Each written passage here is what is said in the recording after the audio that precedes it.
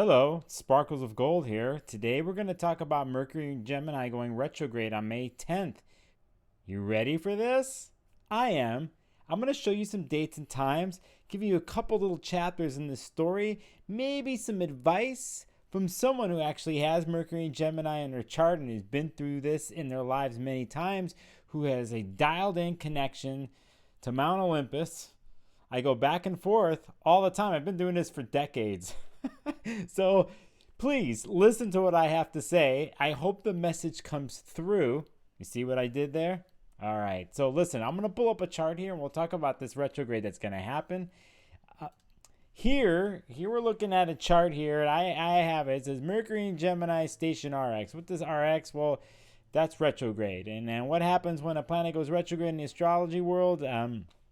Basically, from the appearance of Earth, the planet looks like it stops and it goes backwards. It's not really going backwards out there in outer space, but from the appearance of Earth, it is.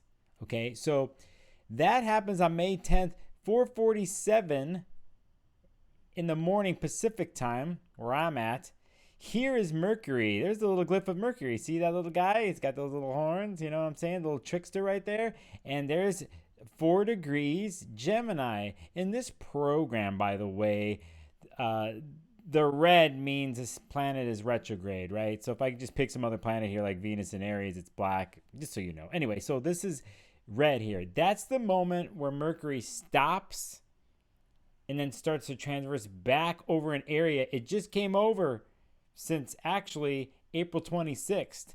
And I will say April 26th was Mercury was in Taurus at 26 degrees, and we got to remember that, okay? April 26th, Mercury was in Taurus at 26 degrees. It was moving forward, and then it gets to this place, May 10th, 4:47, where it's in Gemini, and it stops and starts to go backwards. Now, I'm going to pull up a couple other charts here in a second, but I just want to be clear on something here because I think besides Scorpios and Geminis getting a bad rap in the regular world, like when people talk about astrology, if they don't know anything about astrology, they're going to diss on Scorpios and Geminis, okay?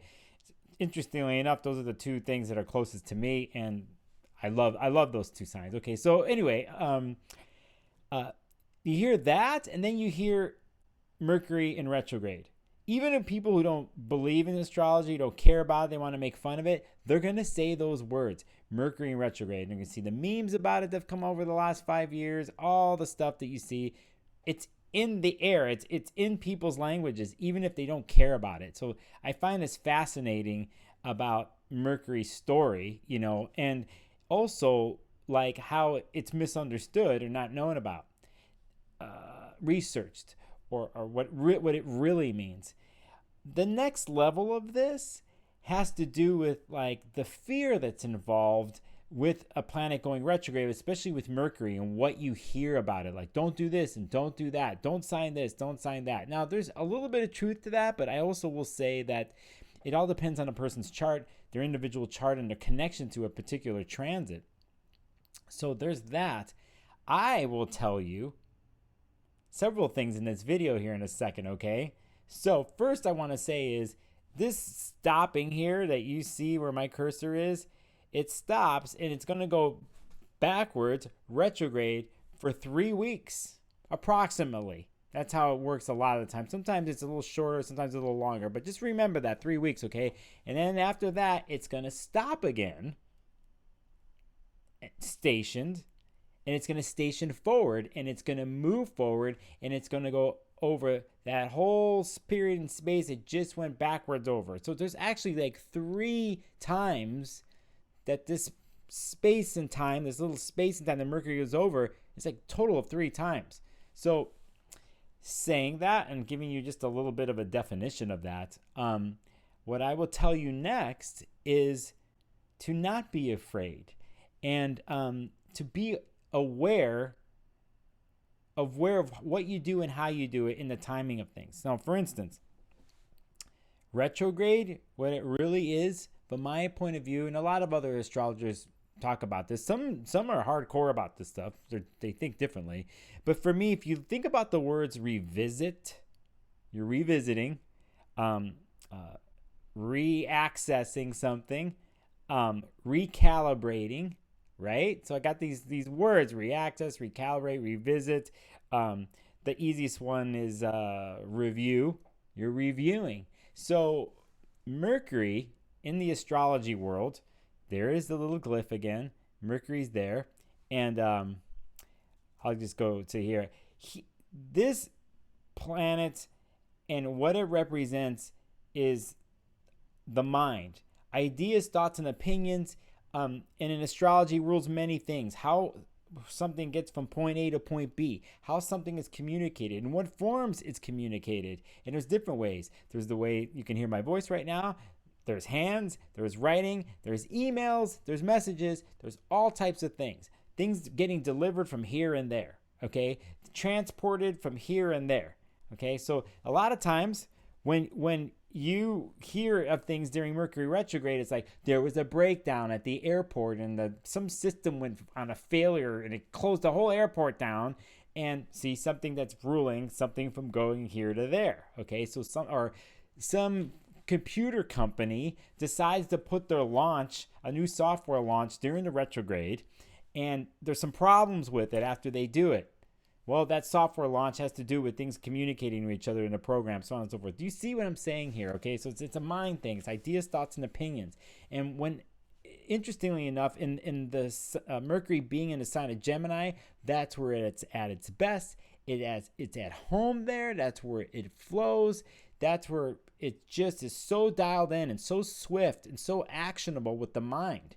But when it goes retrograde, the review process is a tweaking of this. So that's the way to think about it. There's a review process. So you can look to the Gemini part of your chart. If you don't know your chart, you can always hit me up on the information. I'll send you your chart for free. I'll tell you where it is. But Mercury's moving around and it's going to have a couple stalls or a couple roadblocks, that type of thinking. But if you think about it on a deeper level, you feel me? And you take your time, slow it down. Mercury likes to go fast. And in Gemini, it's the fastest. The way it functions is the fastest and quickest and most refined in this sign. But because it's going backwards, that speed, that refinement needs tweaking. You might have to slow down. And because of slowing down, you actually might see things you didn't see before, right? That you just didn't lock in on. And there's the review part of it, and the reaccessing and the recalibration. Okay, so during these 3 weeks, this is actually a good time to take a look at things you missed. Now, typical situation you'll hear. An example: don't sign any contracts or don't sign something major during a retrograde.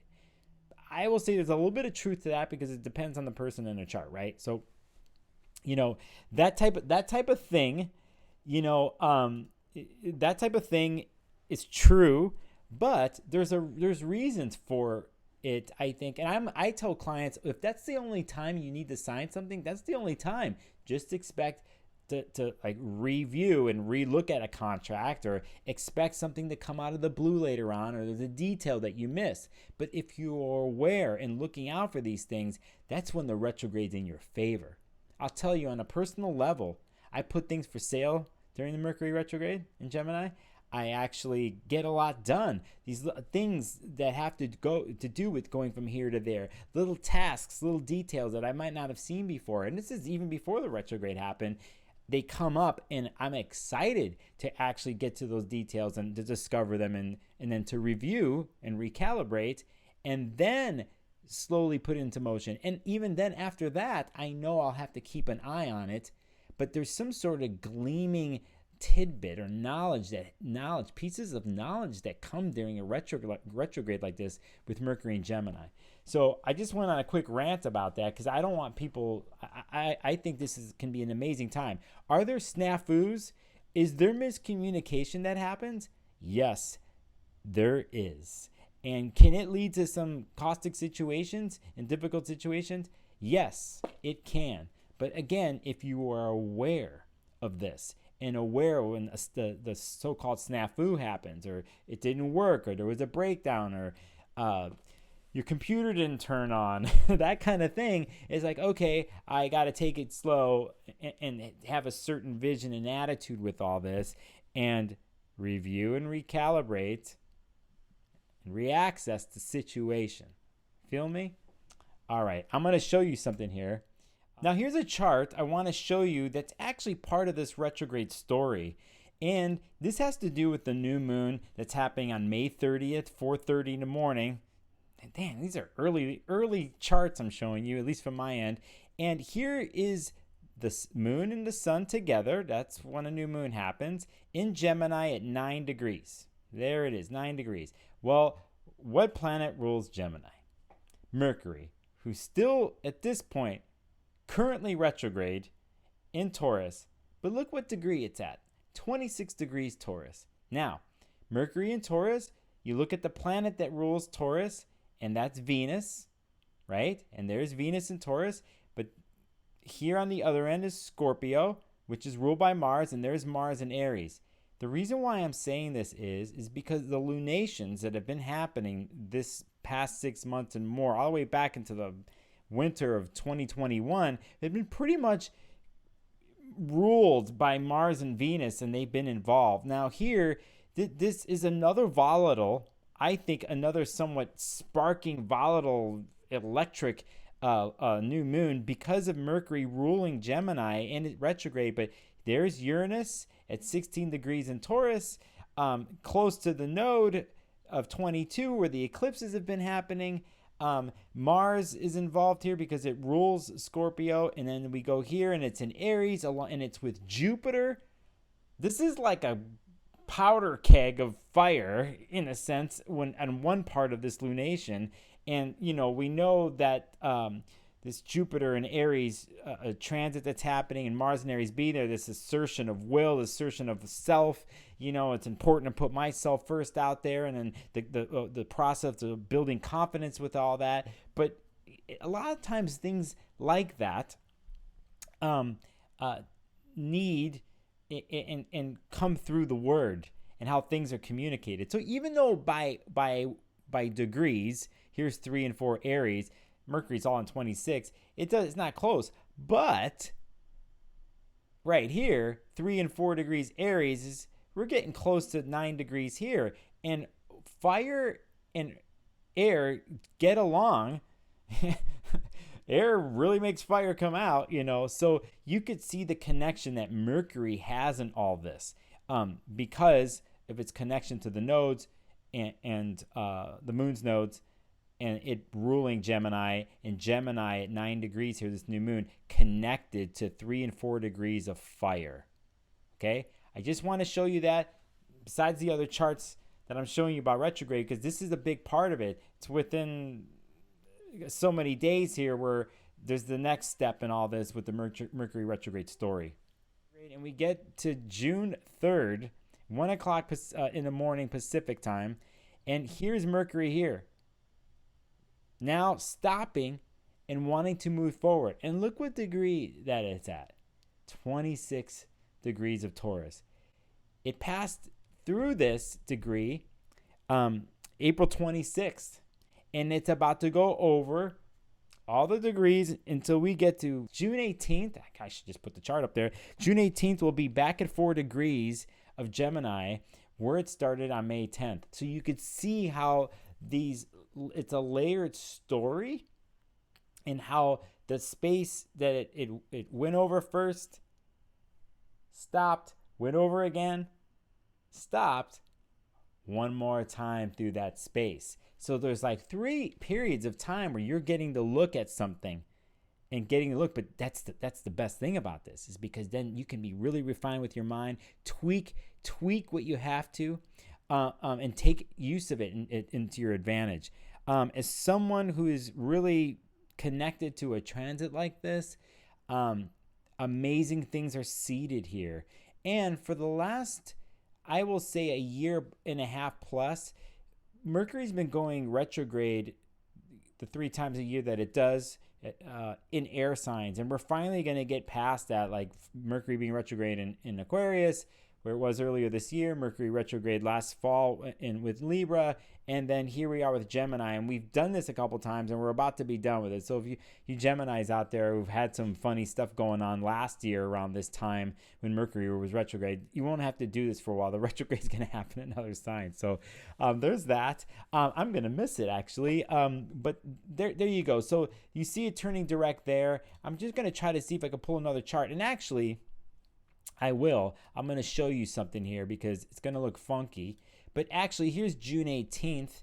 Here's June 18th at 4:47 a.m. Pacific time.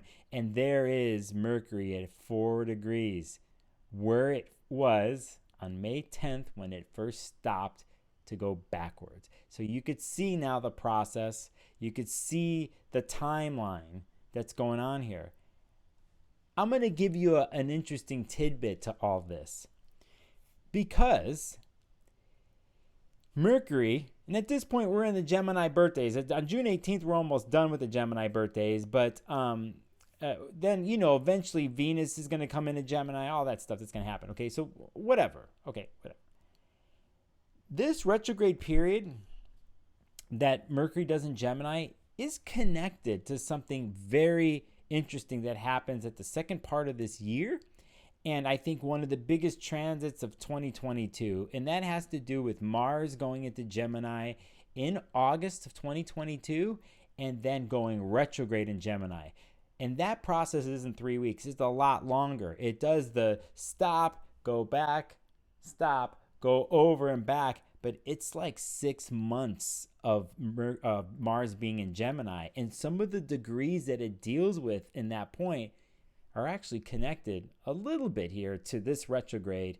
That's my viewpoint. It's not going to be technically perfect, but for me, there's a connection.